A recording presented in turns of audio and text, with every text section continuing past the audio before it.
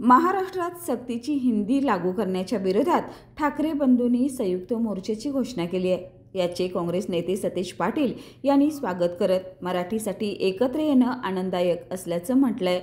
संजय राऊत यांनी शिवसेना आणि मनसेमध्ये फोनवर चर्चा झाल्याचं सांगितलं, मात्र काँग्रेसला याबाबत संपर्क झाल्याची माहिती नाही। राष्ट्रवादीचे सर्वेसर्वा शरद पवार यांनीही दोन्ही राष्ट्रवादी गटाच्या एकतेवर सकारात्मक भूमिका मांडली।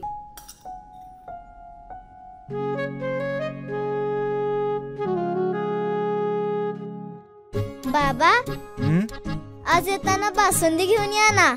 अगं, कालच आपण आईचा वाढदिवस होता म्हणून आणली होती ना। ऐकलं, गोकुळची बासुंदी पुन्हा खावीशी वाटतेय।